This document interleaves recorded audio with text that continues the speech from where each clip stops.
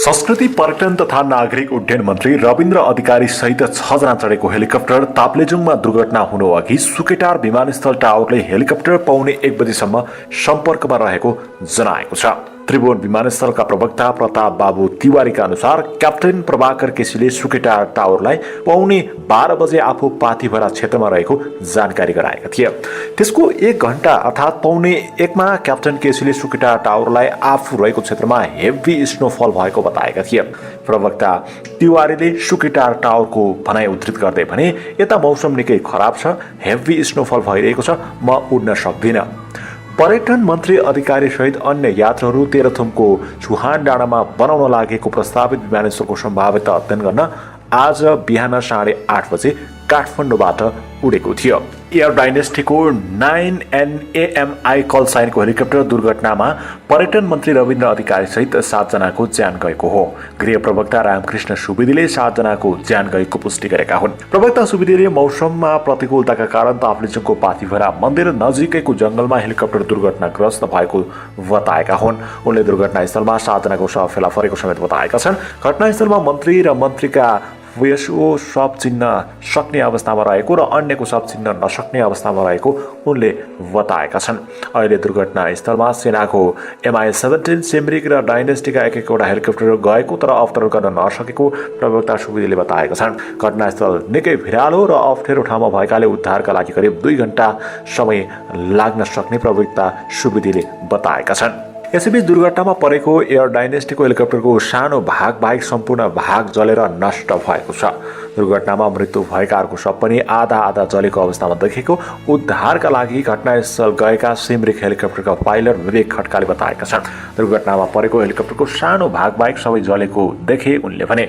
धुवाँ देखे, होमर गरेर हेर्दा सानो भाग बाहेक सबै जलेको देखियो उनले भने। शवहरू आधा जलेको देखिन्थ्यो। उनका अनुसार पाथिभरामा हावा निकै चर्को लागेको थियो भने बादल पनि निकै बाक्लो लागेको थियो।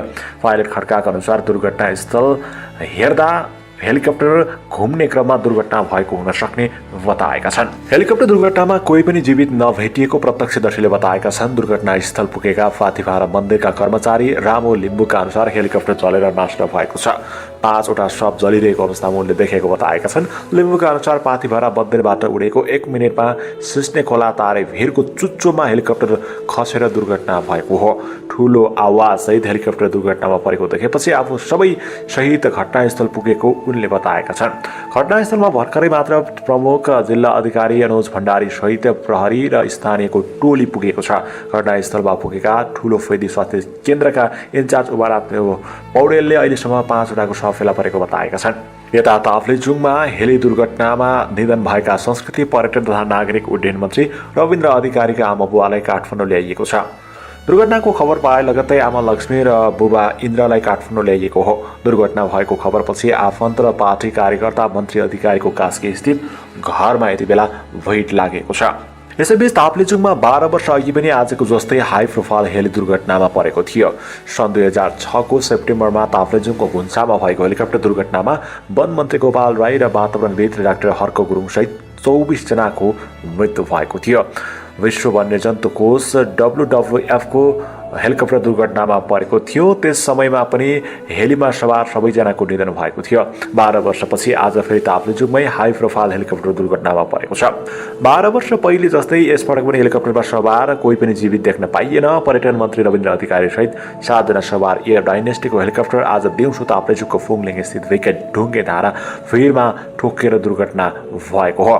यसअघि तेह्रथुमको 8 राई चुहान डाँडा स्थित थुम्की डाँडामा बन्न लागेको विमानस्थलको अवलोकनका लागि त्यहाँ पुगेका अधिकारीले कार्यक्रमलाई सम्बोधन त गरे, निकै उत्साहका साथ स्थानीयवासीहरूसँग संवाद पनि गरे। करिब 10 बजेतिर कार्यक्रम स्थलमा पुगेका उनले 12-14 मिनट जति कार्यक्रमलाई सम्बोधन गरे। खाना त्यही खाएर पाथिभरा मन्दिर दर्शनका लागि उडे। मन्दिर दर्शन गरेर फर्कने क्रममा उनी चढेको हेलिकप्टर दुर्घटनामा पर्यो। जबकि उनले थुम्की डाँडामा बन्न लागेको विमानस्थलबारे बोलेका खबर संवाददाता भर्खर लेख्दै थिए वा लेख्ने तयारीमा थिए। तर त्यो खबर समाचार कक्षमा आइ नपुग्दै अर्को ठूलो समाचारले चाहिँ हैरान गर्यो। पर्यटन मन्त्री चढेको हेलिकप्टर दुर्घटनाग्रस्त।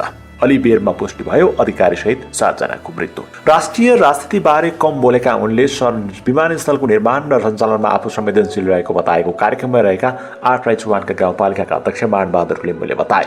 देशैभर बन्द रहेका एयरपोर्ट सञ्चालन भइरहेका छन्, अन्तर्राष्ट्रिय विमानस्थल पनि बनाउँदैछौँ। उनले भने यहाँ पनि एयरपोर्ट बनाउने हो, म त्यसैका लागि आएको हुँ। राष्ट्रिय राजनीतिबारे उनले खासै बोलेनन्। सरकार प्रभावकारी काम गर्न नसकेको आरोप सही नभएको उनले बताएका थिए। उनले वातावरणीय प्रभाव मूल्याङ्कन, जग्गा अधिग्रहण र टेन्डर लगायतका काम सबै गरी विमानस्थल बनाउन 3 वर्षको समय लाग्ने बताएका थिए। कार्यक्रम सकेर खाना खाइसकेपछि उनी ताप्लेजुङको पाथिभरा मन्दिर दर्शनका लागि उडेका थिए, तर उनी चढेको हेलिकप्टर दुर्घटनाग्रस्त भयो।